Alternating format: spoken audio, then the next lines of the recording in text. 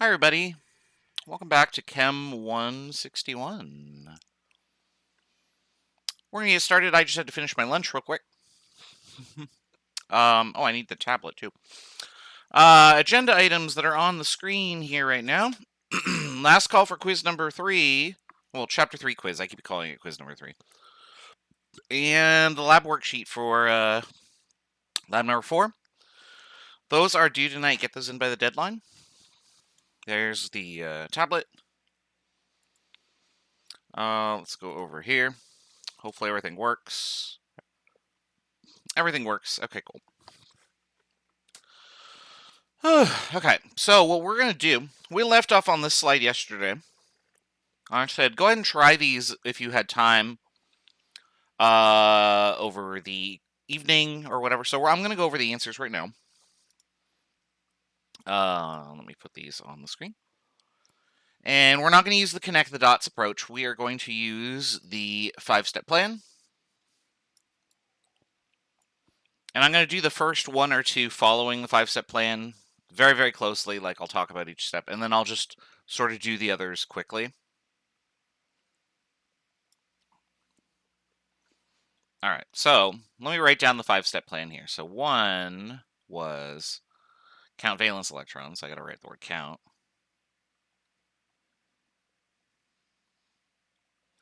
Step 2 was to make a framework. Step 3 was outer atoms get octets. Step 4 was inner atoms get remaining electrons. For now, it's an octet, but we're going to find out later that it's just really all the remaining electrons.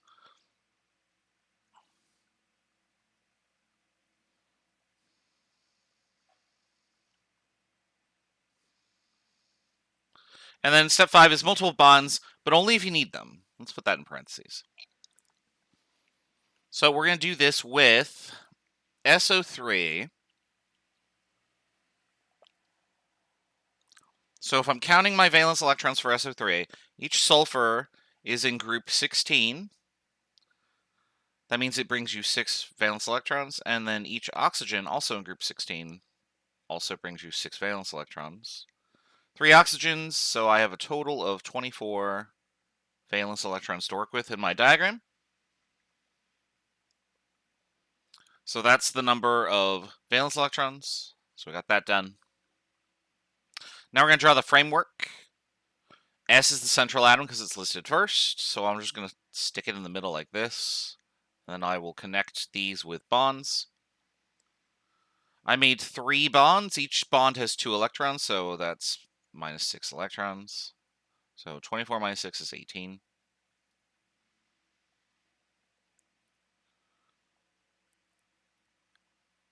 So there's my framework. That's done. Now I got to do outer atom octets. So I'm going to take the remaining 18 electrons and just distribute them until everything has an octet. So there's 1 octet. They use 6. 7, 8, 9, 10, 11, 12. There's another octet. 13, 14, 15, 16, 17, 18. Oh, that was all my electrons. So we got that one done. There are no electrons to give to the inner atom, so we skip this step. Now we just go to the multiple bonds check. If everything has an octet, then we're done. But you can see that the sulfur does not. So what I need to do is I need to make multiple bonds with it. And I can pick any one pair I want to and go like that. And now sulfur has an octet. And so this Lewis structure will be acceptable for SO3. We're going to probably find out later today that a lot of the structures that we're drawing have nuances that we can change about.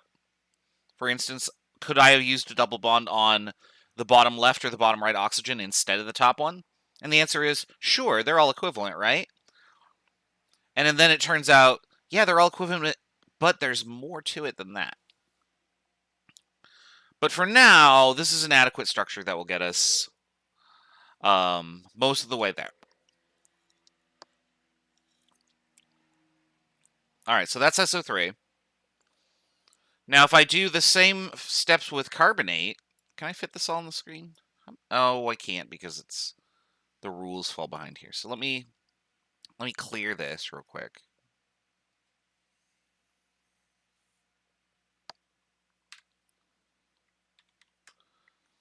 And then we'll do the same thing with carbonate with the 2 minus there.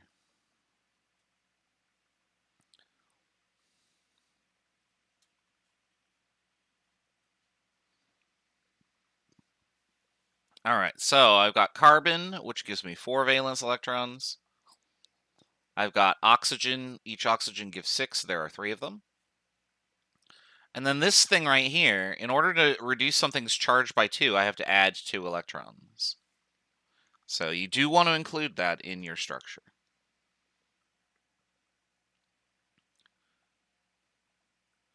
And you'll notice, well, wait a second, didn't we just do 24 electrons? Yeah, we totally did. Well, aren't we going to get the same structure? Yeah, we totally are. And that's kind of the point here. So 2, 4, 6.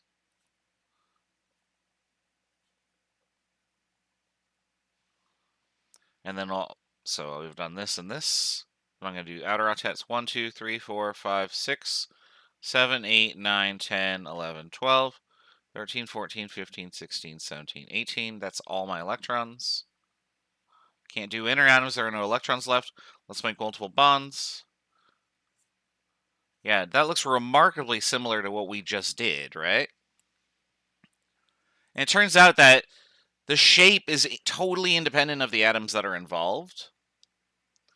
All that matters is the number of valence electrons. And that sort of makes sense, right? Because if the electrons are in bonds and electrons repel each other, they're going to make specific shapes, right? I don't know if you've ever, like, cooked 2 eggs and noticed that the yolks try to, like, push apart. Like, they don't, like, bonk into each other in the pan most of the time if you're cooking in a little tiny pot or whatever. And that's due to, like, hydrophobic forces of proteins and things like that. I'm trying to think of other examples of things that repel in a very regular way. But I can't imagine people with, like, magnets in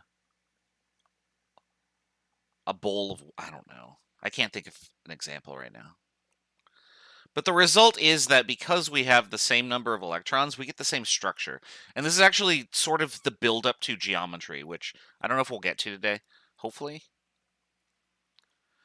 So since that's kind of feels like a little bit of a scam here of just doing the same one twice, we're going to do a different one. Let's do ammonium real quick.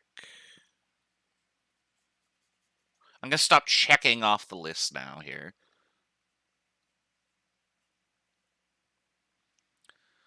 So if I count my electrons for NH4, nitrogen gives you 5 because it's in group 15. Hydrogen gives you 1 because it's in group 1. There are 4 of them.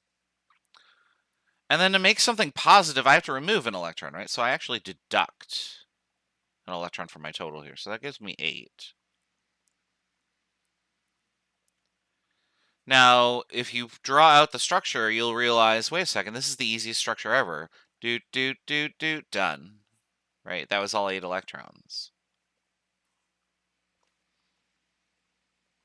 You'll notice that for any ion, I'm putting square brackets around it and then a charge on the top right. The square brackets are reserved for ionic Lewis structures. I don't know why we do that, to be honest, but we do. So there's ammonium.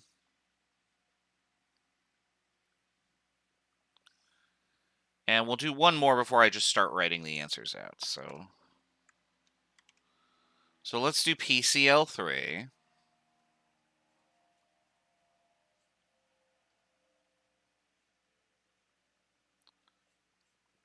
So phosphorus has 5 electrons, or 5 valence electrons to use for bonding. Chlorine has 7 valence electrons for bonding. There are 3 of them. So I have a total of 26. And this should tell you, oh, it's not 24, so my shape's going to be a little bit different, isn't it? So even though I'm going to do this to start, you're going to notice that we get a unique result.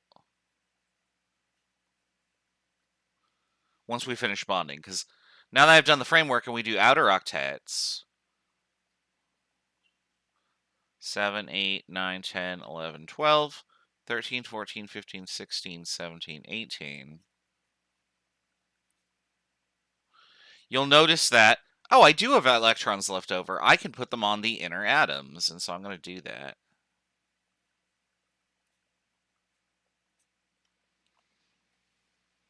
And I don't even need to make multiple bonds, so this is the correct Lewis structure. Everything has an octet.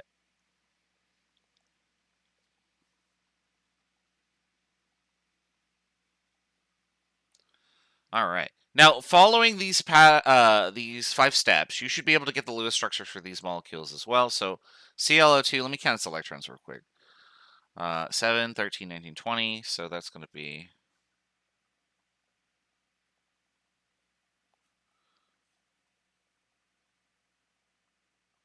So 8, 16, 18, 20. So there's ClO2 with a minus charge, chlorite.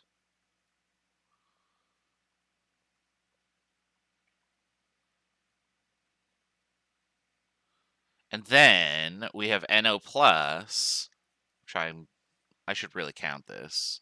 5, 11, 10. Okay, yeah, so that's this. And you can see I'm just doing these really quickly because I have the structures more or less memorized.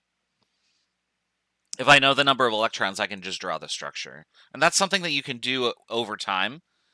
I wouldn't recommend at this point memorizing a number of electrons and then a structure. I would prioritize following the 5-step plan. But do these other problems and do compare them to my answers and see what you get.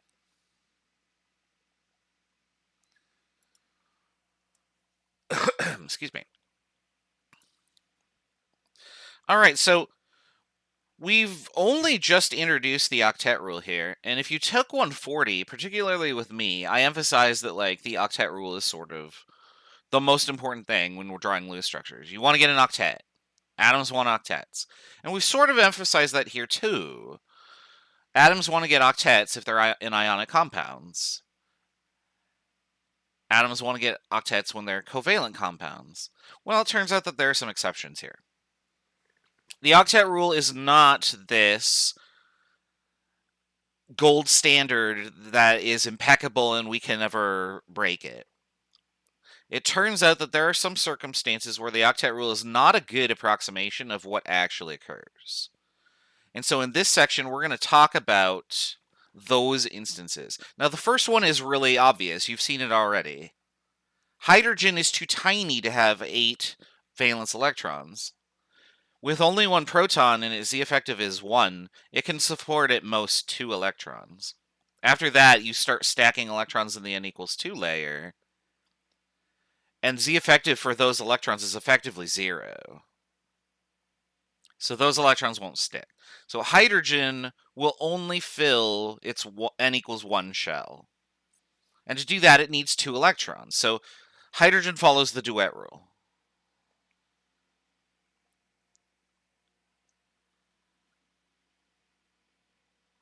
When do we get to do a quartet?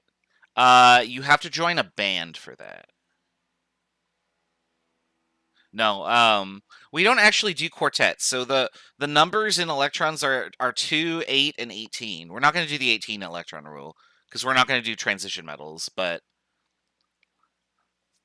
those are the numbers that we have. And you actually can figure out why by drawing an electron configuration diagram. Now, so that's kind of a gimme. Okay, hydrogen does this a lot. But are there other elements that don't really know what to do, that they're kind of close to hydrogen? Yeah, there's one very strange exception that we're going to get to in just a second. What if you have an odd number of electrons? If you have an odd number of electrons, you can never fulfill the octet rule, right? Because you always land on like 7 or something. So what do you do here? Well, the answer is you draw the Lewis structure following the 5-step plan, and the lone electron's just going to end up on the central atom. Now, in NO's case, the central atom was N. because it comes first when written. And those compounds do exist. It turns out that these are extremely reactive. Now, on the slide here, I've written the more electronegative atoms fill their octets first. That's the same thing that we've been doing all along. The more electronegative atoms are on the outside, and we fill their octets, and then when we get to step 4, and we give all the remaining electrons to the innermost atom, you just do the best that you can. Now, because single independent electrons are ready to form bonds, these molecules will find other things that have electrons and try and form bonds with them. And that could be anything. So you may have heard of this term used. It's used in nutrition a lot. This is what's called a free radical. So a radical is an unpaired electron. And what's interesting is that you can make bonds between two of these molecules shown below. NO2 here, what this will do is that these two will immediately, if they see each other, bond together to make N2O4. Now, that bond can be broken because it's fairly weak, but it does form a significant amount of the time. And so what ends up happening there is that you get an equilibrium between NO2 and N2O4. And this is a really popular equilibrium that we study in Chem 163 because NO2 is smoggy. It's smoggy brown, but N2O4 is colorless or maybe pale yellow, I forget. But you can see a very clear change in color as the molecules start to dimerize. Could be written with 2 double bonds. If you did that, you would actually have more than 8 electrons on the central atom because you can never have a different number of electrons. All we can do is move them around, and if we did move them around like this, now I have 1, 2, 3, 4, 5, 6, 7, 8, 9 electrons. That would break the octet rule. We're not allowed to do that in the more than 8 direction. We can do less than 8. Now, specifically, we can't break the octet rule by going over 8 for nitrogen, and we'll see why that is very shortly.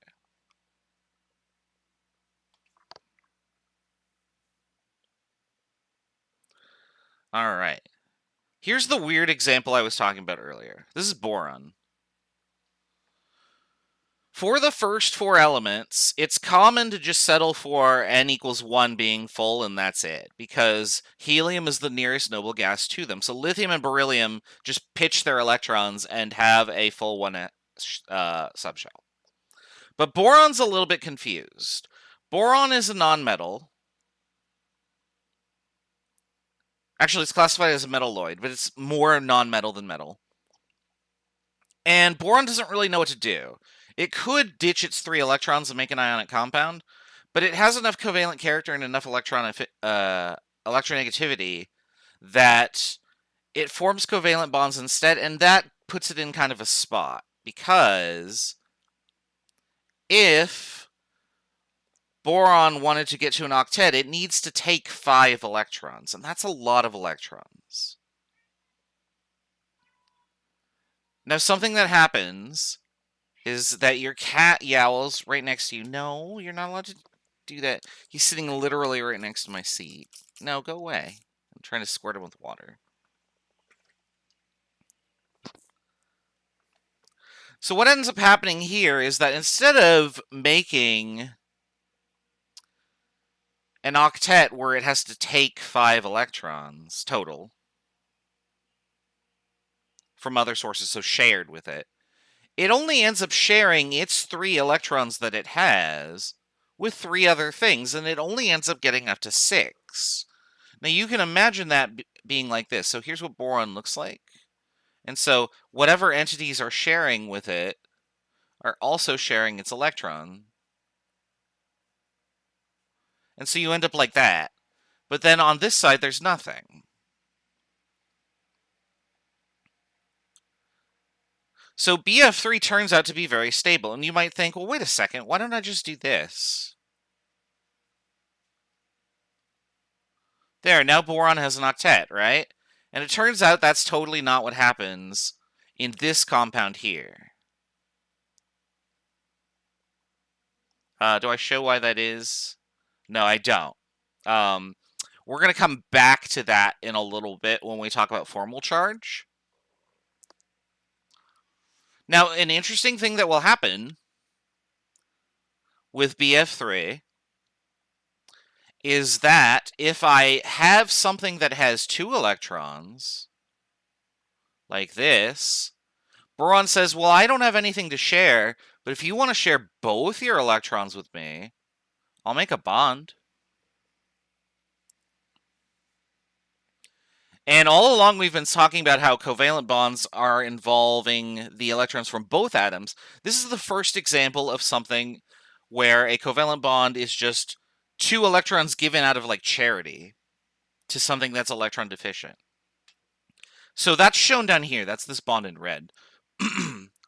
This is what's called a coordinate covalent compound. And this actually happens a lot with transition metals. And that's something that we're not going to talk about in this class, unfortunately, since it's my degree. I like talking about transition metals and how electrons get donated to metals and pi back bonding and things like that. But suffice it to say that this can happen. So you can have stuff that's electron deficient, and then other stuff will bond with it, because those other things have electrons, and they'll complete the octet for it. But on its own, BF3 is quite happy. It's remarkably stable. And there are other boron compounds that do that. That's just a unique trait of things in column 3.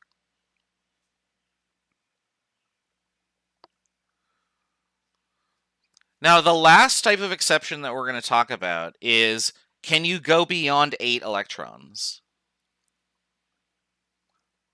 around the central atom? For elements that are in period 2, this is not possible to do. But for elements in period 3, this is possible to do. So we can make what's called a hypervalent molecule if we have the Lewis structure of something that has more than 4 things connected to its central atom. So for example, PCl5 is actually a very stable compound. It's very common. But how the heck does this work? Now, I didn't draw my electrons in here, so I can just do that real quick.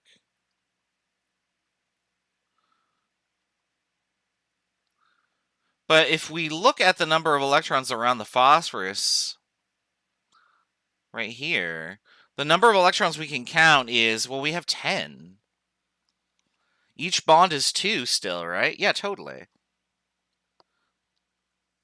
Now, why can phosphorus do this? Because PCl5 can exist, but if I try to make NCl5, this does not work. The most I can get is 3 for nitrogen. I can get NCl3. And the answer to this is, well, how does bonding work? It involves electrons. Where do those electrons go? Well, they have to go in orbitals, right? For n equals 2, here are the places that you can put electrons. Oops, I didn't mean to draw that many. Ah.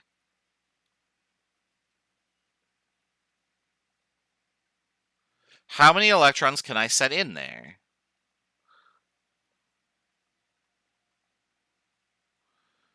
Up to 8 electrons, right? So for n equals 2, I can only have a maximum of 8 electrons. This is where the Octet Rule comes from.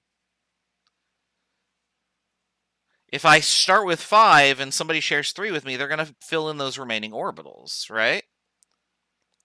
Now, I should say like a ghost electron fills in those orbitals, because the electrons that are shared, we just double count them. We put them in both atoms as orbitals.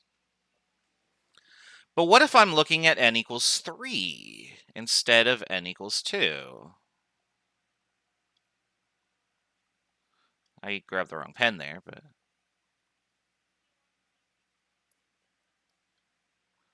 So we get 3s, 3p, and then 3d. How many more electrons can I put in here? And the answer is, well, I can go all the way up to 9, 10, 11, 12, 13, 14, 15, 16, 17, 18. So for elements that are in period 3 or lower, your upper limit is 18 electrons because d orbitals are available for bonding. Now, you don't actually reach 18 electrons because of spatial concerns. And when we get to geometry, we're actually going to show how the geometry of a molecule gets kind of plugged up real quick. So 5 bonds to a central atom is common. We're going to cap it at 6, even though you can go up to like 7 and 8 and 9 in very weird cases.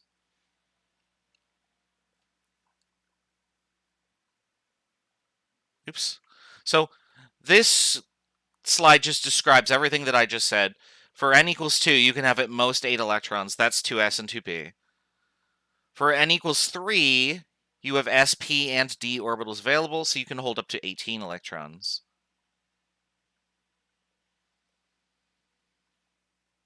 And so as a result, you can either have more than 4 bonds, or you could just stack all the remaining electrons on that atom. So a common example that we're going to do, I think it's I3. Or do I have I3 down there? I don't. But we're going to see with a bunch of these that you just get extra electrons. You just stick them on the central atom. So what I want you to try and do for these 6 structures, follow all of the same rules that we have done so far. However, interpret those rules literally. So when you get to step 4 and it's like place all remaining electrons on the central atom, even though you're going to break the octet rule, just do it anyway. So for like IF4 and IF5, you're going to have leftover electrons once you give everyone else an octet. Throw them on the central atom, and that's the correct structure. So go ahead and try these. We'll go over the answers in about 5 minutes. So do as many of these as you can. I'll see you in a bit.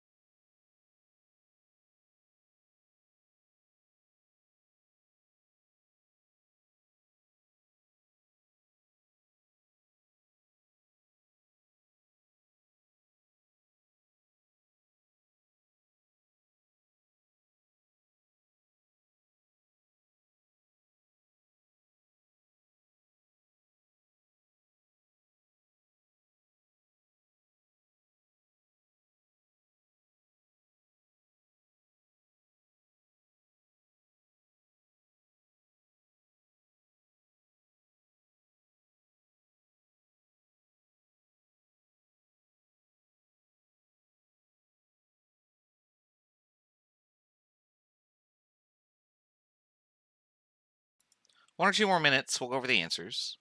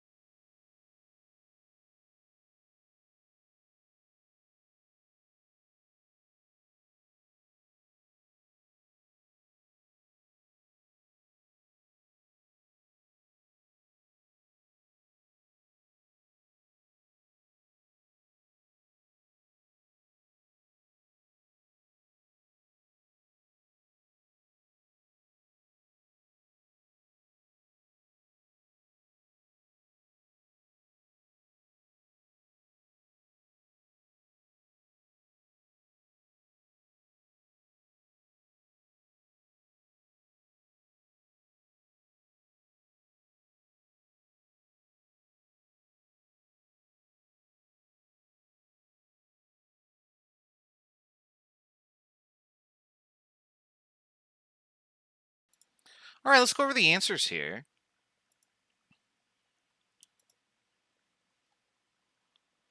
Now, the rules are the exact same as we'd been doing before, and now that I have said that, I accidentally cleared them off of my screen here. But we can go through these one at a time, just the same way we would do any other Lewis structure. So this is just more practice. So each phosphorus gives us 5, each oxygen gives you 6, and there are 4 of them. And then to make something have a -3 charge, I have to add 3 extra electrons to it. So adding all those numbers together, 24, 29, 32.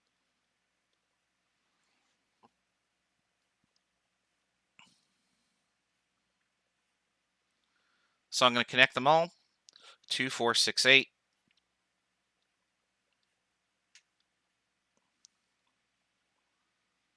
And then the remaining 24 go like this. 8, or sorry, that was 6, 7, 8, 9, 10, 11, 12, 13, 14, 15, 16, 17, 18, 19, 20, 21, 22, 23, 24. And there you go. And we'll put the square brackets on it and we're all set. So there is phosphate. Now, on my notes on the slide, I said doesn't violate the octet rule yet. In the next section, after the break, maybe not after the break, we're going to talk about a special extra consideration that we will do that will help us get better Lewis structures. Because it turns out that this one is good, but there is a better solution to it. And we'll show what that is and why it's more consistent with what we observe experimentally. All right, what the hell is going on with this? When I look at xenon, 8 valence electrons, you're really going to bring all 8 of your electrons to the party? Okay. So let's just count these up real quick. So 14 times 8 is 22. Why is this a thing? I thought noble gases were the epitome of nobility. They did not interact with the riffraff. Well, it turns out that xenon's been sneaking out at night. And fluorine is just too irresistible. No, really what's happening is that xenon has a full octet, but its electrons are very far away in the n equals 5 layer. So if this is n equals 5, here's my electrons. And then there are other electrons over here too, but I'm just going to draw 2 of the electrons. Fluorine has such a high electron affinity, and these electrons are so far from the nucleus that even though there's a Z effective of 8, pulling one of these away and then giving it to fluorine, turns out you get energy back for that. And so xenon actually will react with fluorine. Turns out that krypton will also, and I think there might be an argon compound known out there. There are no neon or helium. There are no known helium or neon compounds, as far as I am aware. But fluorine is so electronegative that it can take electrons from other things, even noble gases. And so this is just a thing that actually happens. And you might think, well, wait, I have the octet. Do I need to react with everything? Well, we just learned that you can actually exceed the octet. And xenon totally does. So we're going to put the xenon in the middle. We're going to put a fluorine on both sides. 2, 4, 5, 6, 7, 8, 9, 10, 11, 12, 13, 14, 15, 16.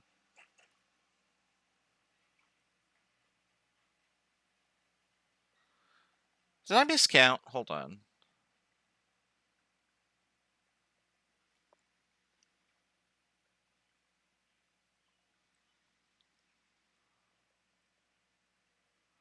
I thought I was supposed to exceed the octet rule. Hold on. 8, 16,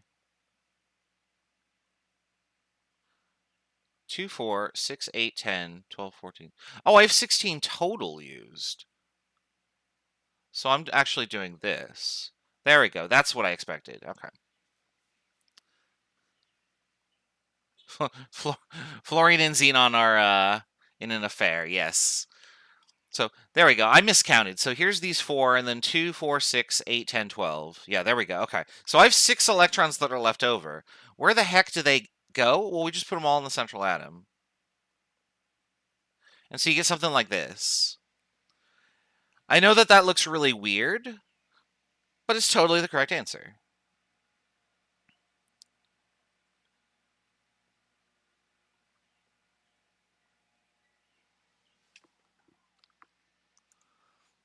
All right, let's do the same thing for IF4 and IF5. Well, IF4 minus here.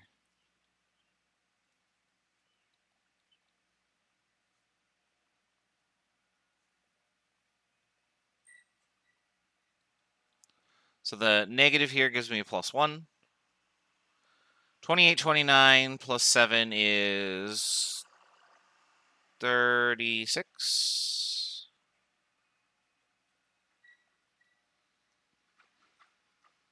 Okay. So I'm going to go I, F, F, F, F. So that was 8.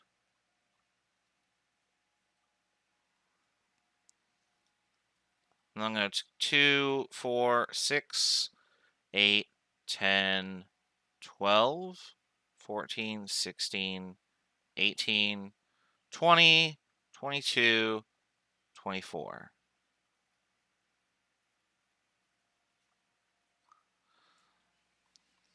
So I have 4 electrons that are left over. Where do they end up going? Well, they go in the central atom. So I'm going, oops, I didn't mean to do that. So we're going to go boop, boop. There you go.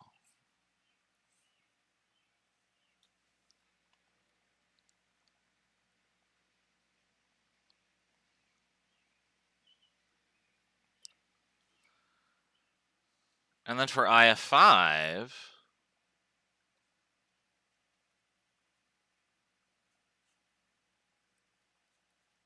we have 42 electrons to play with. Iodine in the middle, fluorine, fluorine, fluorine, fluorine, fluorine. 2, 4, 6, 8, 10.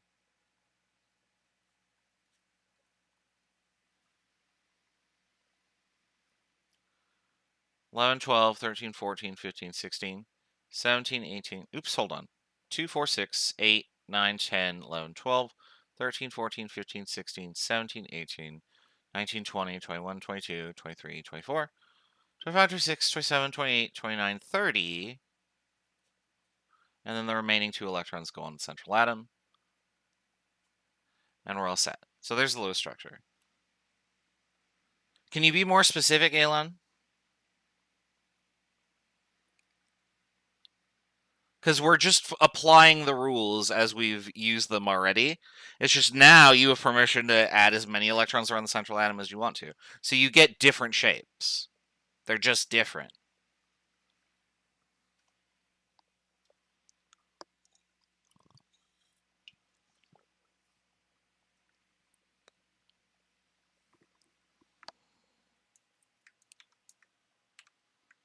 All right, I'm going to write the shapes for SCl6 and ASF6 minus on there.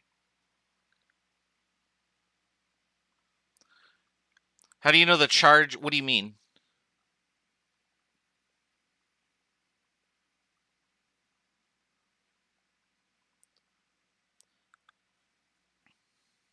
Why are we allowed to exceed the octet rule? Because all of these elements are in period 3 or higher, and the bonding electrons can go into the d orbitals.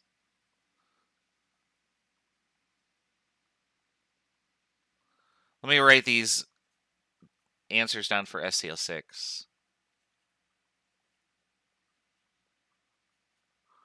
Oh, I wouldn't ask you what FIF4's charge is. That's a polyatomic ion. You wouldn't know. It's the same thing as me asking you, how would you get carbonate's charge?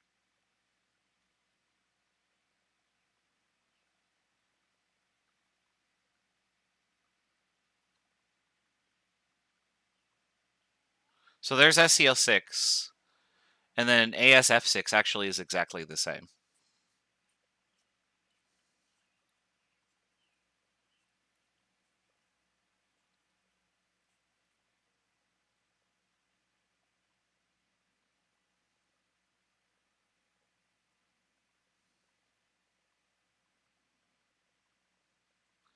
Just drawn in all the dots. So you won't be asked to predict the charge on the ion. I have to tell you that.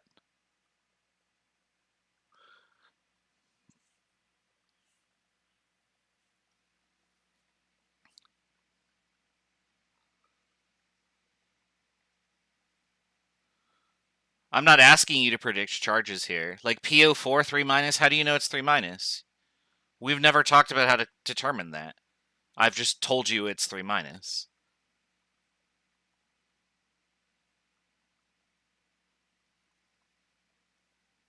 You can apply the same logic to any of the other molecules with charges on them. NH4.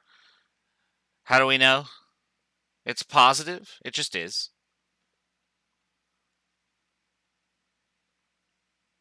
Yeah, I'm confused by your question. So those are our Lewis structures for this section. And when we come back from the break here, because we're at break time, aren't we? Yeah. Ask me more questions during the break, and I'll try and answer them here. But when we come back from the break, we're going to look at some other nuances that affect our ability to write out Lewis structures, which may or may not answer your questions. I'm not sure. But try asking them over the break, and we'll see what I can do here.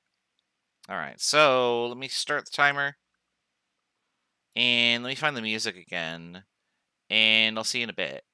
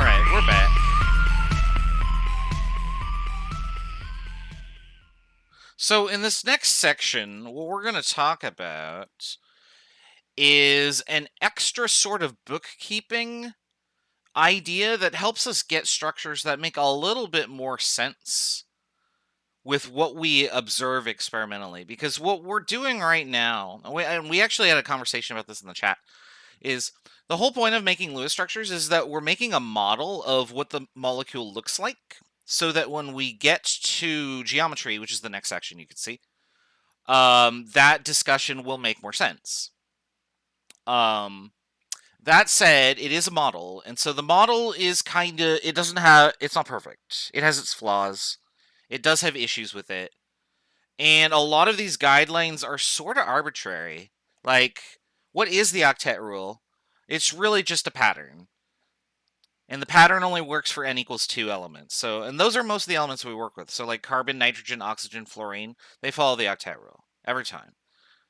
Chlorine, bromine, iodine usually follow the Octet Rule. And so this is where it all sort of starts to blend together in an uncomfortable sort of mess. And that's sort of the misery of Lewis structures, but it's also sort of the beauty, because that means that there are all sorts of possible combinations of ways that we can form bonds and stuff out there just waiting to be discovered. But from a student's perspective, it really fucking sucks.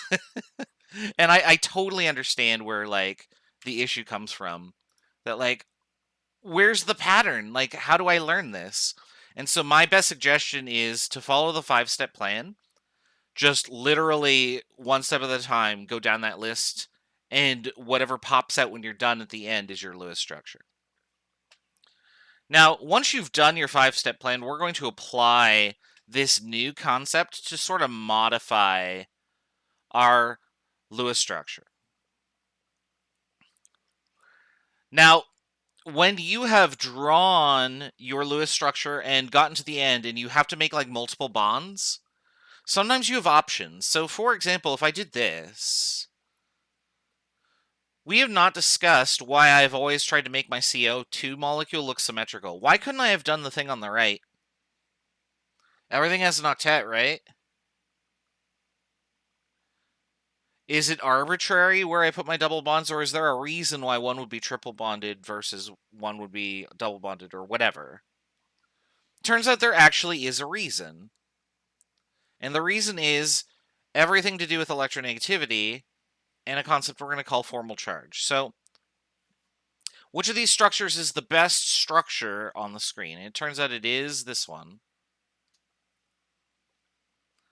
And like, yeah, you might look at that and go, well, the one on the right looks weird, right? There's something weird about it. But let's actually put a technique that we can apply to it that says, okay, yeah, this is the odd one out.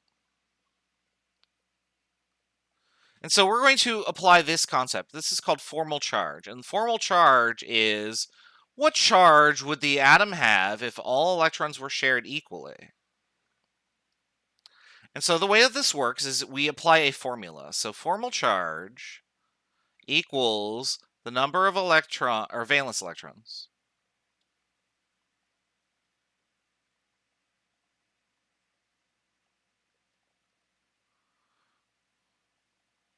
for the given element minus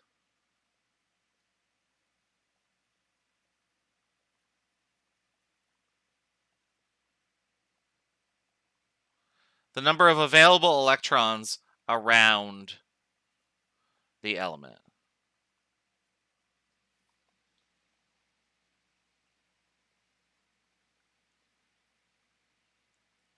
Now, I'm putting available in quotes because you might think, oh, well, everything's just going to have 8 available, right?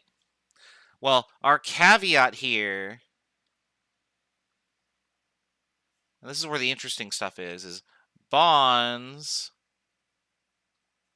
count as 1 electron for formal charge.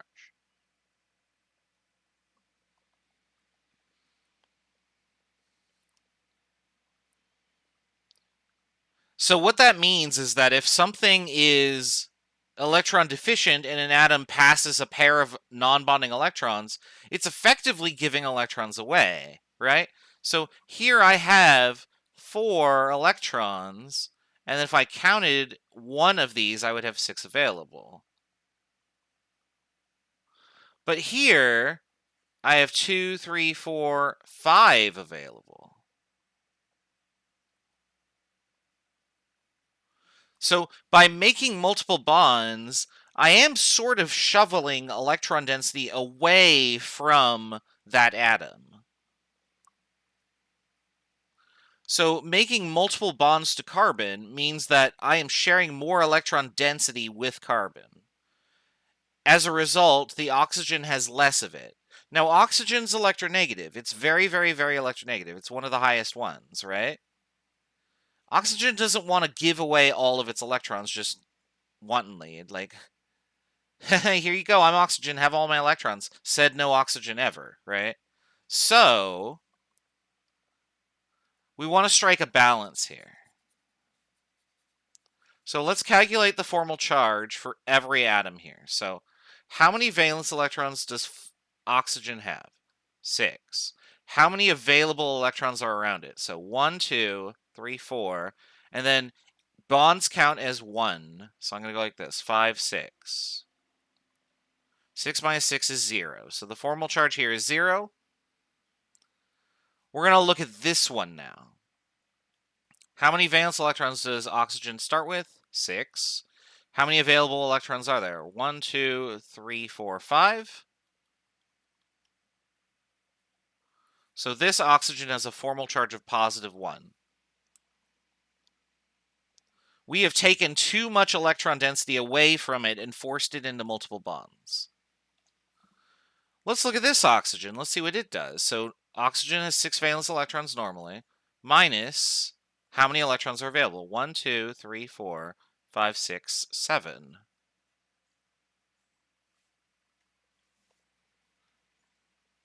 So this oxygen has more electron density than would normally occur. And that oxygen's probably pretty happy with this deal, but the other one's miserable. We'll look at this last oxygen here. Same thing. So 6 minus 1, 2, 3, 4, 5, 6. So it's also 0.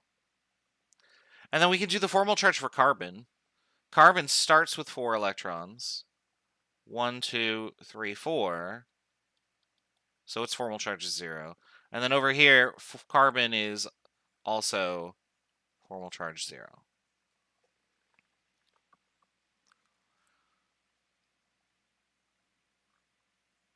So if I was going to go through and write all the formal charges in big bold print here, I'd go 0, 0, 0, positive 1, 0, negative 1.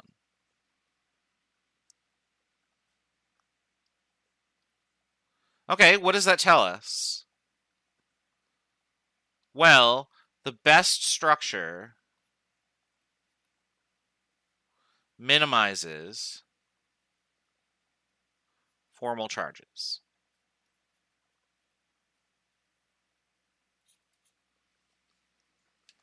And yeah, the ideal situation would be to have a formal charge of 0, exactly. And the reason for that is because if I'm sharing electron density, I want to try and share it equally, right? If I have a positive side of the molecule and a negative side of the molecule, the electrons are going to naturally try and fill in that gap if they can.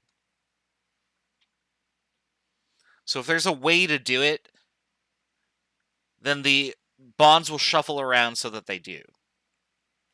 So the best structure of these two is the one on the left because it has no formal charges present.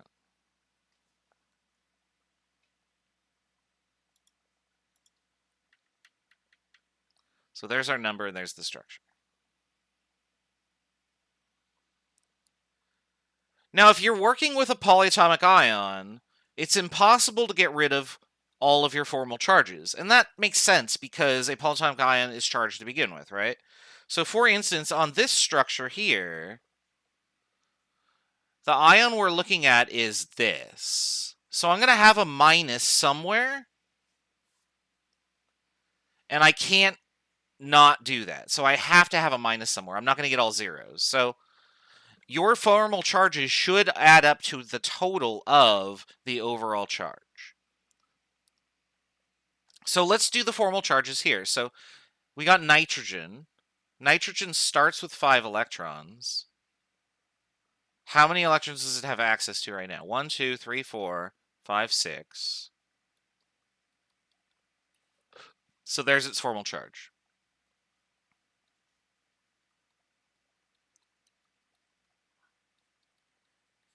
There's carbon. And then here's sulfur. 1, 2, 3, 4, 5, 6. So in this case, the formal charge is on the nitrogen atom. Now let's look at this other structure here. So this nitrogen is 5 minus 1, 2, 3, 4, 5. This carbon is 1, 2, 3, 4. So 4 minus 4 is 0. And then this sulfur is 6 minus 1, 2, 3, 4, 5, 6, 7.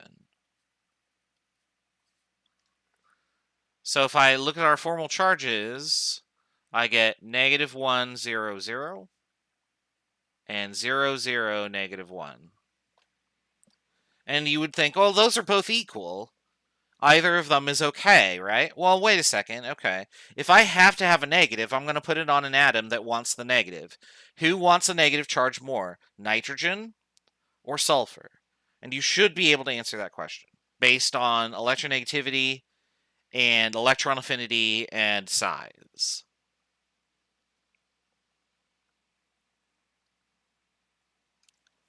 And the answer obviously is, well, nitrogen is way more electronegative than sulfur. There's the structure we want. So this is the better structure.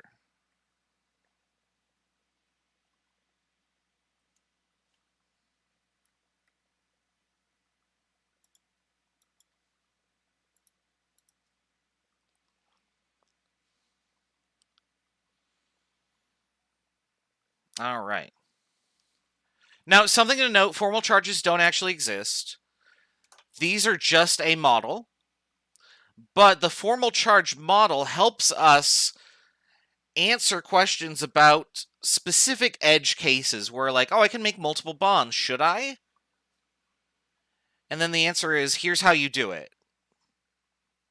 This also provides a justification for why we're trying to make things symmetrical. And it also leads us into the next topic, which is resonance, which we're going to talk about in just a second after we're done here. All right, so what I want you to do is for each of these, draw as many Lewis structures as possible. Sometimes there's only one way to do it. And circle the one that satisfies formal charges. Now, the Octet Rule and the formal charge rule play with each other in a very strange way. Sometimes you just follow the Octet Rule. Sometimes you follow formal charges, but most of the time you follow both. So, for these cases, for like NO, for example, follow the Octet Rule and the formal charges to the best of your ability. For SO3, follow the formal charges to the best of your ability. Can you minimize it? Is there some way to do it? Can you follow the Octet Rule as often as you can? And then for ozone, see what you can draw for ozone there. And then finally for phosphate, go back to phosphate that you drew earlier and draw a better Lewis structure that minimizes the formal charges, if you can. We'll talk about that in a little bit too. So I'll give you about 5 minutes to play with this, and then we'll go over the answers.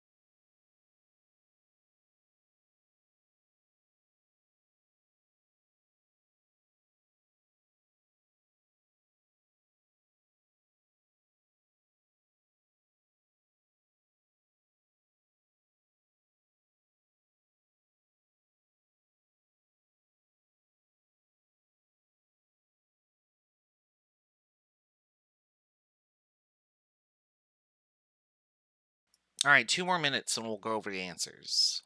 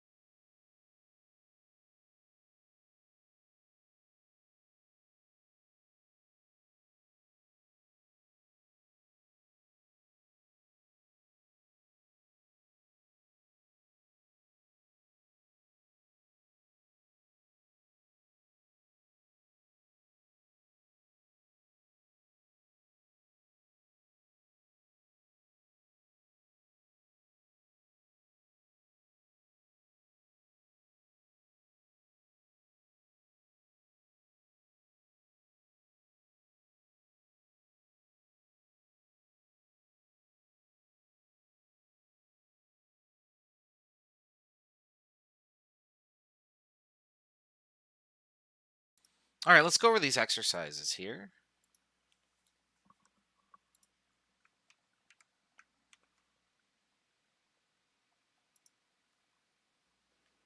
All right, so for NO, there's really only one way to do this.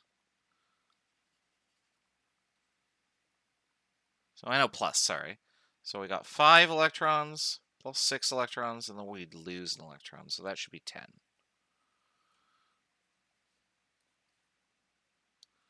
So that's 2, 3, 4, 5, 6, 7, 8, 9, 10.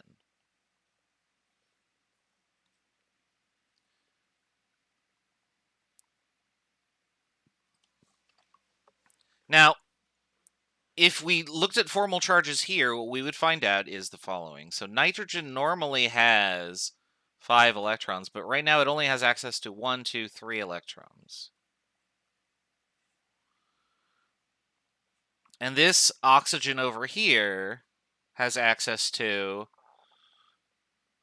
so it starts at 6, minus 1, 2, 3, 4, 5, 6, 7.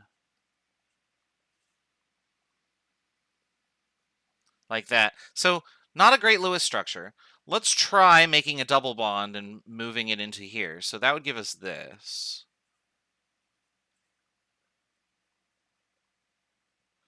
Is this any better?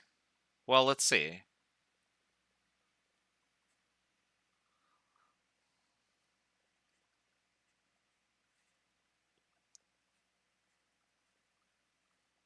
That's better.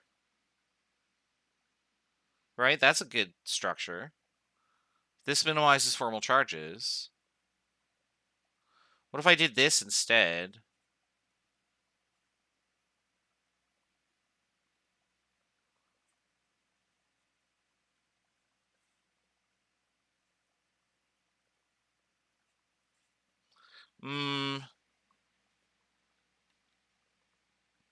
Oops, hold on. I messed up here. I miscounted. There we go. So formal charge for nitrogen here is 5 valence electrons, 1, 2, 3, 4, 5 accessible electrons, so its formal charge is 0. For oxygen, it starts with 6 electrons. It has 5 accessible. Its formal charge is positive 1. Not the best. So let's consider what our structures have. So this structure has the best formal charges because the lower number is on the more electronegative atom, and the higher or the more positive number is on the less electronegative atom. But no octet rule for nitrogen. You can see that nitrogen doesn't have enough electrons. It's electron deficient. Over here, we satisfy the octet rule.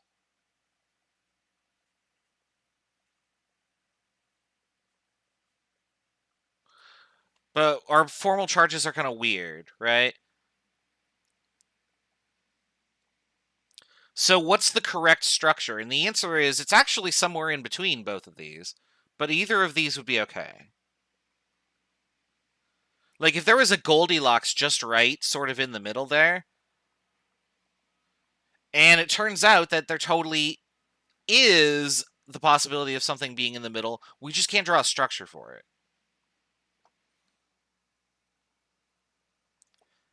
And of course, that's sort of an ugh moment.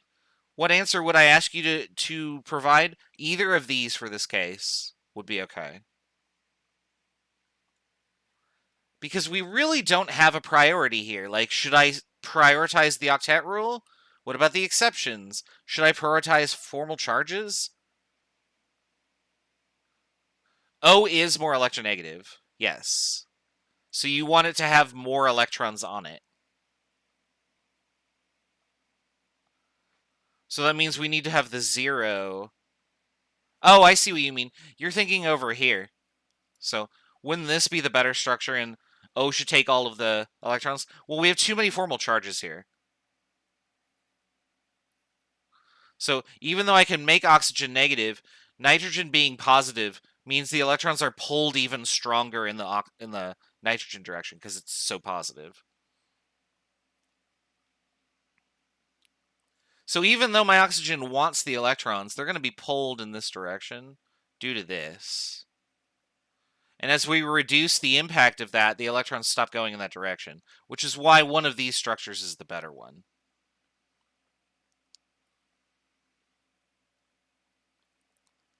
So let's look at something that's a little more cut and dry here. Let's look at SO3. So this is 6 plus 6, times 3. It's 24.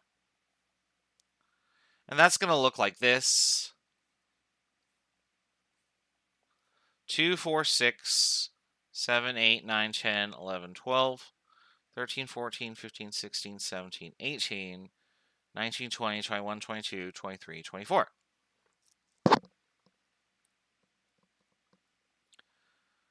So if I just stopped here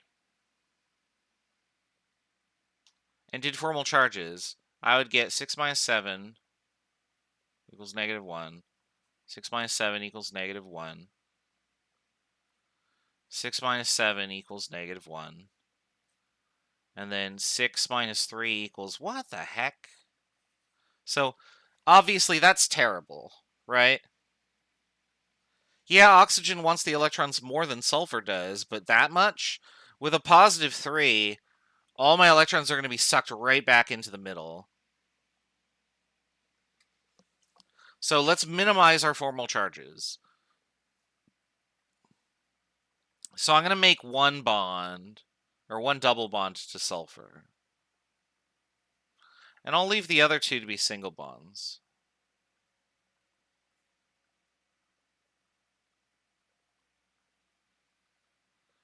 And so these will still be formal charges of negative 1 and negative 1. This one now will be 6 minus 6 is 0.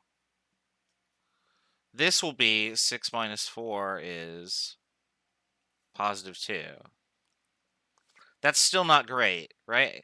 But you can see we're going in the right direction here. So skipping over the next one, we're just going to double bond everything.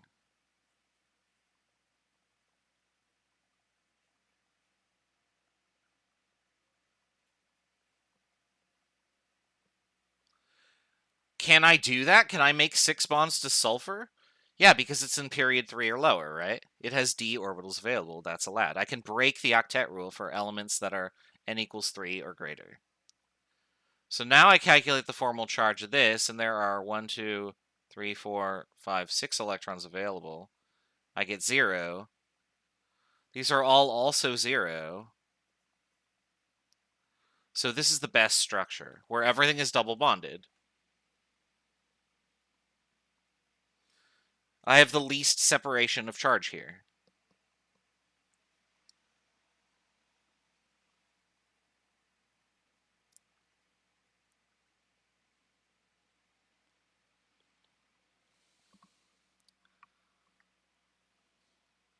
All right, I'll leave that on the screen for a second. If you want to copy it down, you can pause the video.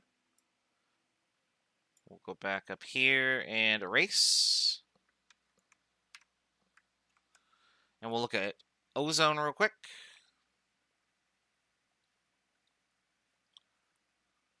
So ozone is just 18 electrons. So 2, 4, 5, 6, 7, 8, 9, 10, 11, 12, 13, 14, 15, 16, 17, 18. Now we're obviously going to need a double bond here. Because if I do my formal charges, this is -1, this is -1, and this is +1.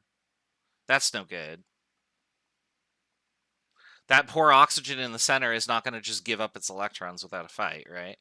So let's make a double bond somewhere.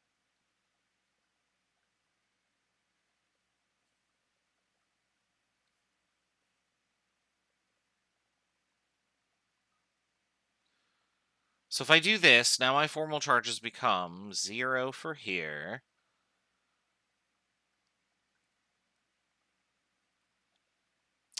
I miscounted over here, didn't I? Yeah, I did. So 1, 2, 3, 4. There you go.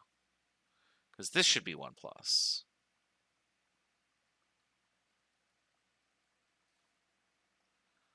And then this one is still 1 minus.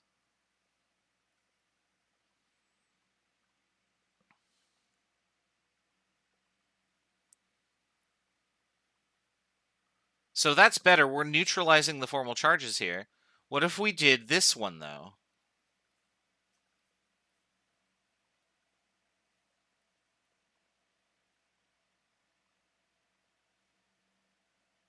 So if I did something like this, wouldn't I neutralize all the formal charges? Because then this would be 0, and this would be 0, and this would be 1, 2, 3, 4, 5, 6. That's also 0. And you go, hey, that's the perfect structure. Hooray! And then I go, damn it.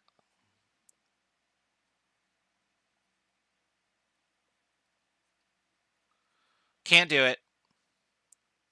Because this breaks the octet rule. So this structure is not allowed.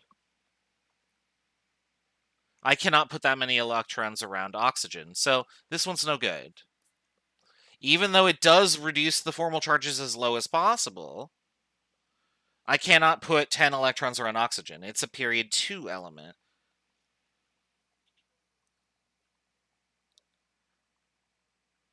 So that Lewis structure, no good. We are hereby relegated, I guess is the word I wanted, to these 2 structures.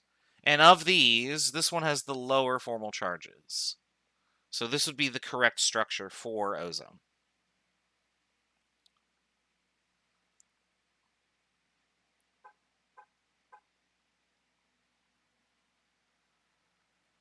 Now, could I have double bonded the one on the right instead of the one on the left? Yes, they would be equivalent. And we're going to show in the next section that if you have a choice,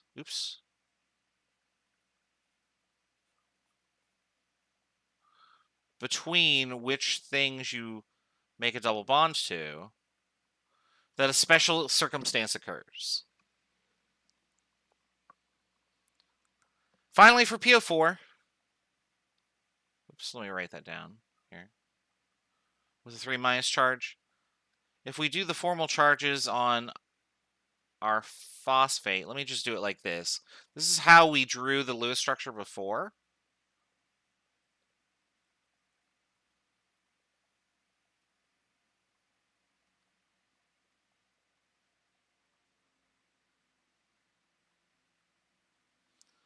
And if I calculate my formal charges, I get 6 minus 7 is -1, 6 minus 7 is -1, 6 minus 7 is -1, -1. And then for this phosphorus here, I get 5 minus 4 is +1. Sorry, I've been putting the sign in front of and after. There's no convention for formal charge. Obviously, I have some charges that are separated. I can neutralize one of them. So a better structure for this would be to make a double bond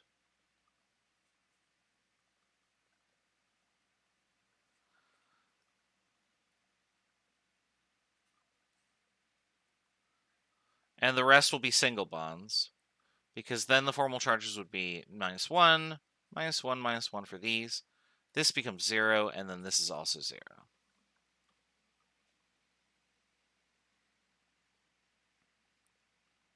If I make more double bonds, then I start tacking on negatives onto the phosphorus. And it doesn't really make sense for me to have a negative on the phosphorus when there are oxygens around with zeros. The oxygens would rather have the negative. So this is the best structure for phosphate. Now, what if I had selected the bottom double bond or one of the left or the right double bonds? Does it matter? Totally doesn't matter. There are multiple ways to do this. Are they equivalent? Let's talk about that. Here are the structures that we got for ozone. Now, if I number or otherwise index these oxygen atoms, I don't need to use the fat pen here.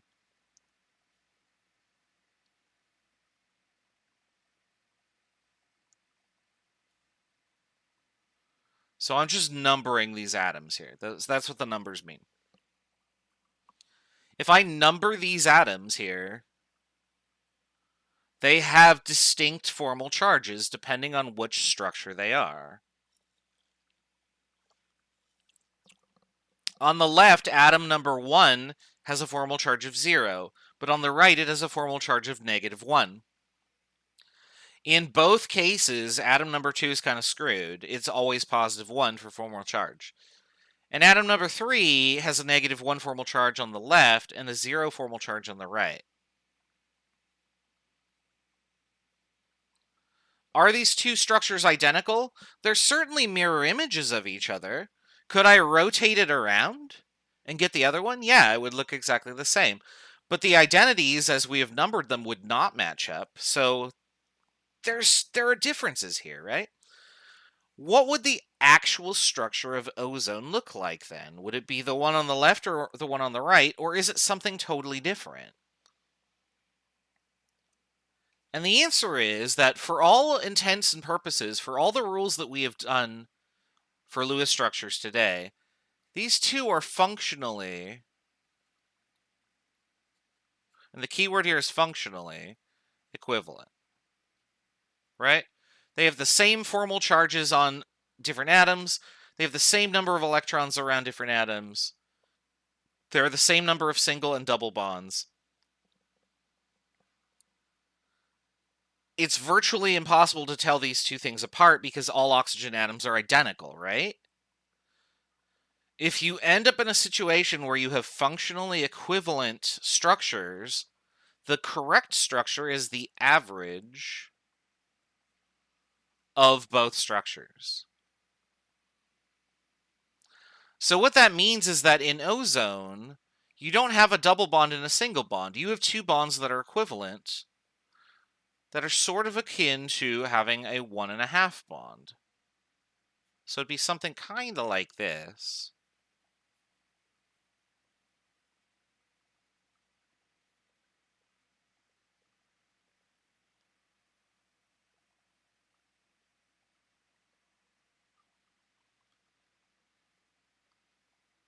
And then I would have two more electrons somewhere in here.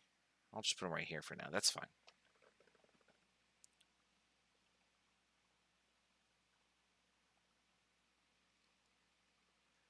So you have like a 1.5 bond situation, which doesn't make sense for our models. Like, we don't have a way to draw this. Like, this doesn't make sense, right? Now, in reality, that's what actually happens. We can take ozone, and we'll put it in a detector, and we'll say, okay, tell me what types of bonds you have, because we can categorize bonds by their length and their strength, and we'll talk about that in 162 when we talk about bond enthalpy.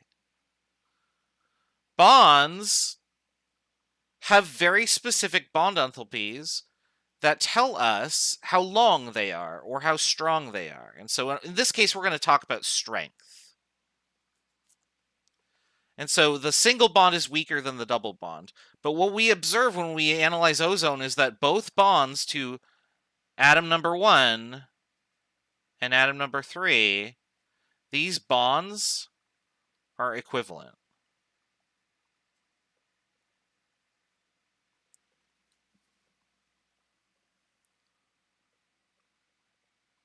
Why can't there be 2 double bonds for ozone? Because if you do that, you break the octet rule. So if I do this, I have to have 18 electrons for ozone, right?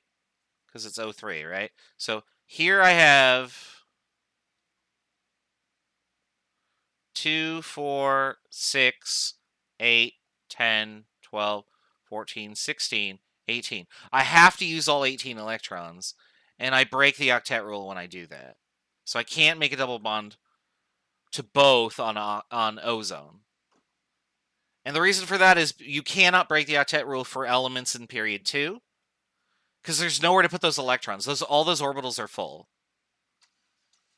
Now, you've stumbled onto a really interesting idea here with the triangle.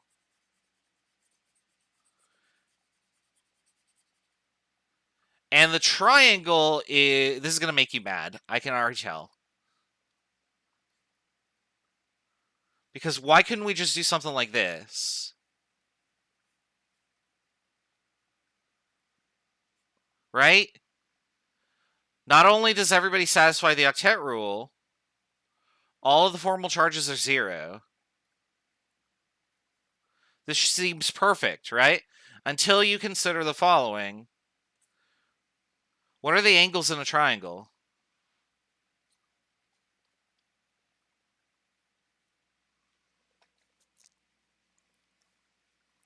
The angles in a triangle are 60 degrees. And the electrons in these bonds end up repelling each other so much that this doesn't form.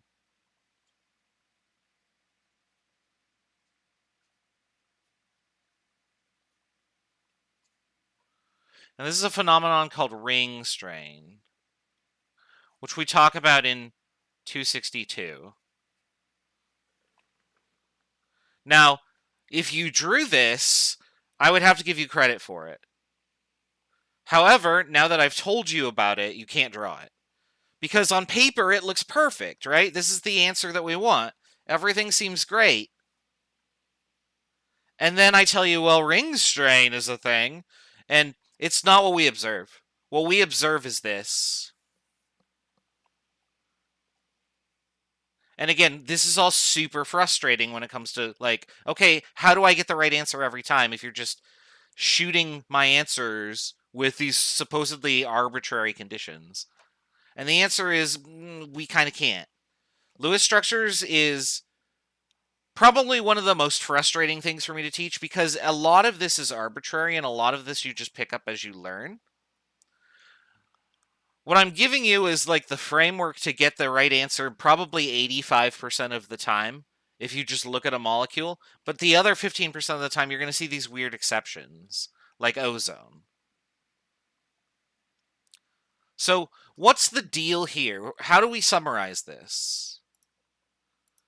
If we get functionally equivalent structures like these right here, then the actual structure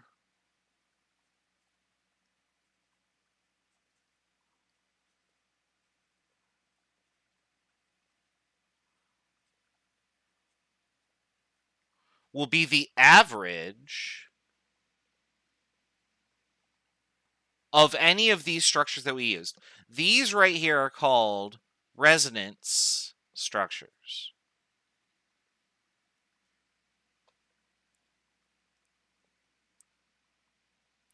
Carbon bonds are 120, can they only be too small? Yeah, the minimum is actually going to be 109.5 degrees, which we'll talk about on Monday.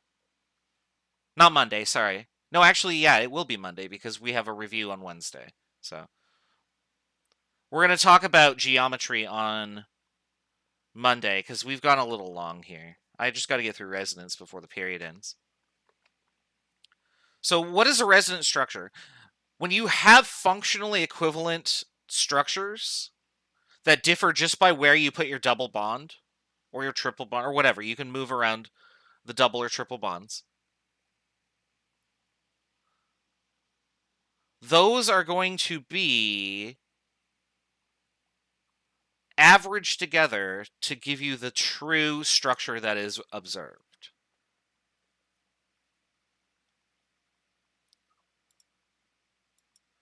Now, we're not actually going to have 90 degrees. We'll talk about that on Monday when we get to geometry. Now, how do we determine what the actual bond length is? So what we'll do is we'll take our resonance structures and we're going to select a bond position. I'm going to select this position. I'm going to circle that position on both structures. And yeah, ring strain is totally why things make hexagons. So you can't make a ring that is smaller than a pentagon reliably. Now, that's not to say that they don't form, because you actually can form squares and triangles. With oxygen, it doesn't happen. With carbon, it does happen rarely. So you can look up cyclopropane and cyclobutane. Those are examples of molecules that have squares and triangles. But pentagons and hexagons are by far more stable. In fact, hexagons are the most stable, for a reason we'll talk about on Monday when we get to geometry. All right, so back to this bonding thing.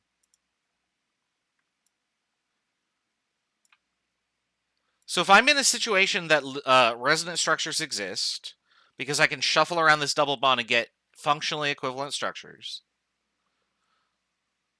how do I get the actual bond length? So the actual molecule that we observe, not the model, but actually ozone.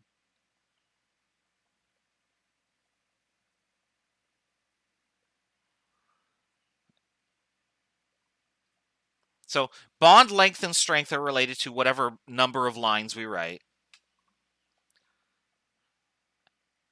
And so we'll do it this way. So the number of bonds.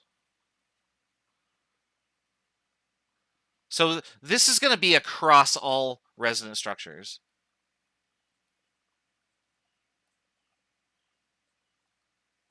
We're going to look at the number of bonds in that position divided by the number of resonance structures.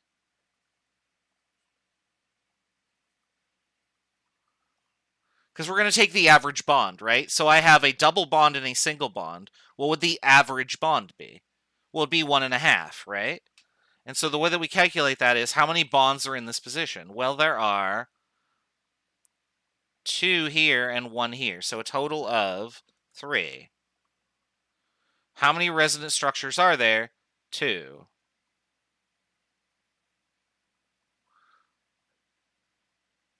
So each bond is like it was a 1.5 bond. Now, how the heck do you draw a 1.5 bond? You can't. The Lewis structure method breaks down at this point. So resonance structures are sort of the end point of where the model works. And so we have to adapt the model. So with a structure like ozone, each bond is the equivalent of what would be 1.5 bonds.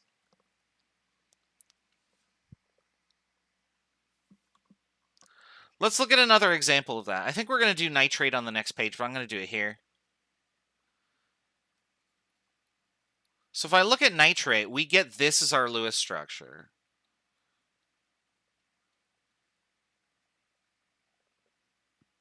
And so you should be able to draw the Lewis structure for nitrate, because that's not anything exciting.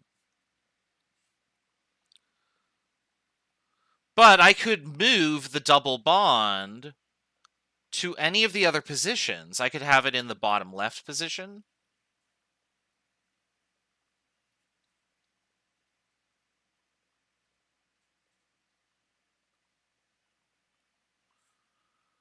Or I could have it in the bottom right position, right?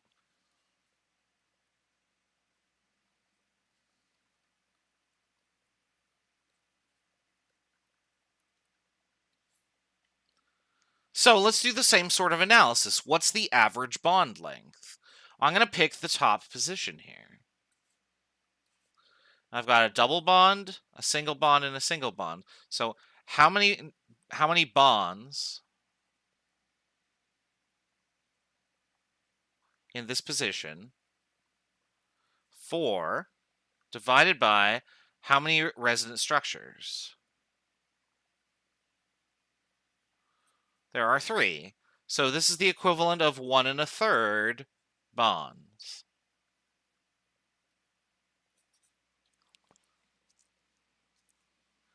So that top bond in NO3 minus is not an alternating double or single bond. Its actual bond strength or length is the equivalent of what would be 1 1/3 bond. So it's closer to a single bond than a double bond, but it's a little stronger than a single bond.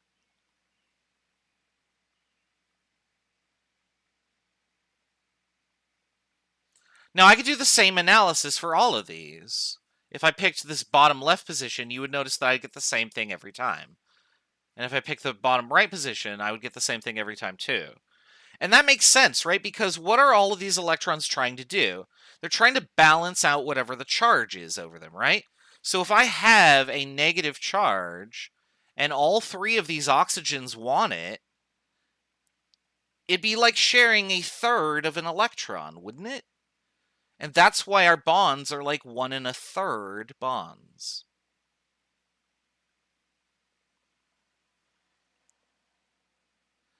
Because, again, that electron is not going to be in any one specific place. It acts like a wave, right? It's a wave function. And so it's everywhere at once, basically.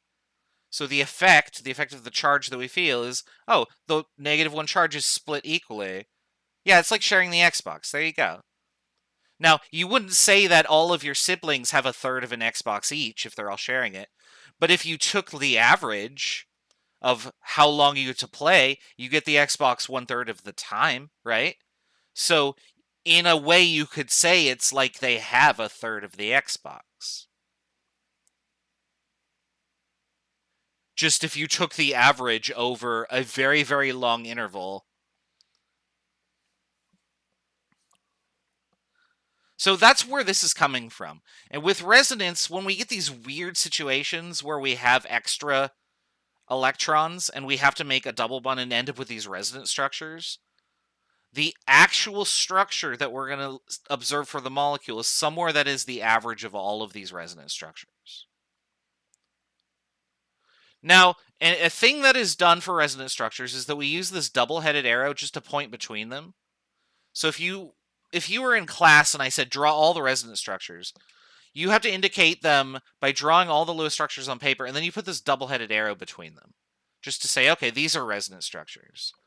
That is just a formality that we do to let people know, oh, what you were looking at are resonance structures. All right, so we just did this example. Let's do these 2 examples. This is the last thing. Oh, we'll talk about benzene in a second here. So we're going to do these examples together since there's like 2 minutes left.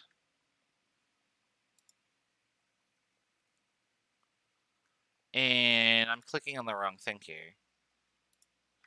Actually, you know what I'm going to do? I'm going to leave SO3, and SO3 2- for you to try on your own. But I do want to talk about benzene because everybody finds benzene super fascinating. So benzene is where this hexagonal thing starts to come into play that everyone's obsessed with.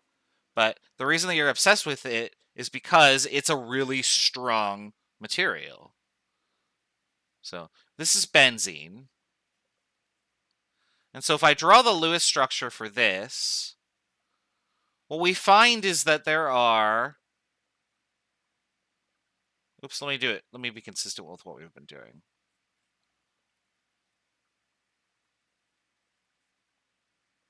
There are 30 electrons to play with, but I've only drawn 2, 4, 6, 8, 10, 12, 14, 16, 18, 20, 24 electrons. So I need to put 6 more electrons in there. And you can notice that there are places that I can put them for carbons because all of the carbons have not attained an octet yet. So they can accept more electrons. So what I can do is I can do this, this, and this. But alternatively, what I could have done is I could have put the double bonds like this instead. Right? I could have just done alternating positions. You can't, oh my goodness, you can't see anything.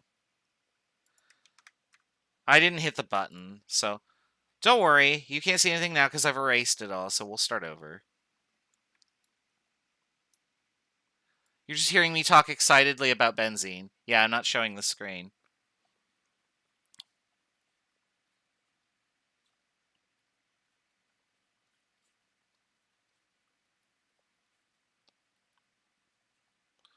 All right, so I give a hint that just says, hey, for your central atom, you have something that looks like this.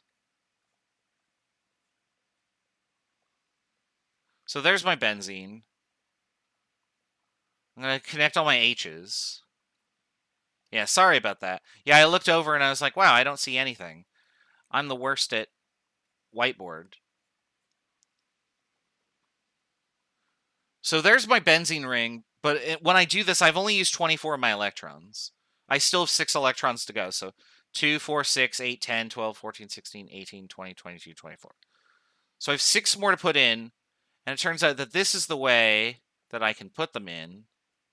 That one kind of got away from me there. There we go. But what is preventing me from instead doing the other alternating setup? There we go, like that. Why couldn't I have every other one be my double bonds? So these are resonance structures of benzene.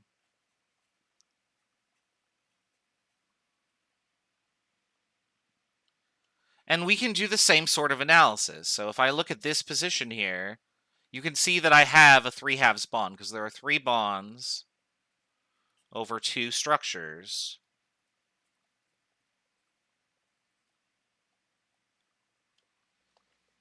And so I get a 1.5 bond, but I can do that for any position on the benzene.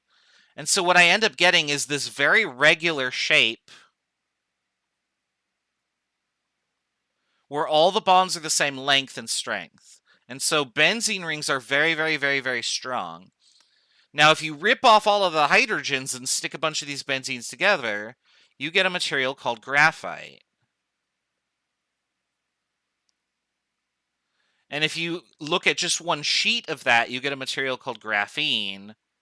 And if you twist this into a tube, you get something called a carbon nanotube. And you've probably heard all about these things. And they're all really, really, really, really strong because all the bonds are exactly the same.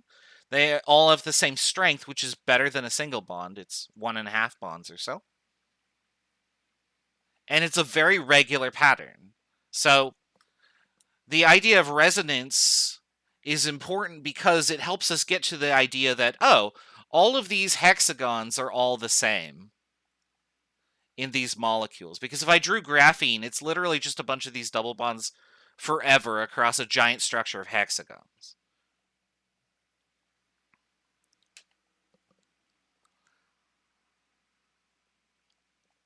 So when we get to things with resonance structures, the actual observed structure is somewhere in between. Later on in 162, when you learn about bond enthalpy and bond length and bond strength, you'll learn that single bonds are longer and triple bonds are really short, and double bonds are sort of in between. And that it wouldn't really make much sense for me to have alternating long and short bonds. In these structures, they're all equivalent. All right, that's all the time I have, unfortunately, for the lecture today. I mean, I went over by 8 minutes. I still have more things I want to talk about. On Monday, we are going to talk about molecular geometry. We're going to do the entire geometry discussion. We'll do as many intermolecular forces concepts as we can. We'll probably finish Chapter 4. And then on Tuesday, we're going to do Chapter 5. And Chapter 5 is 1 lecture long anyway, so don't worry about it. And we don't do half of it. And right up front on Chapter 5, I'll tell you, this is what you need to know. And you could literally just stop after 1 slide. Make sure that you get all of the assignments in that are due tonight. There is a lot of stuff coming up. So, last call for quiz chapter 3 and last call for lab worksheet number 4. Those are due tonight. Beyond that, have a wonderful weekend. Make sure you're studying this stuff because exam 2 is next Friday. Not this Friday, but week 10. We're almost done. Hang in there.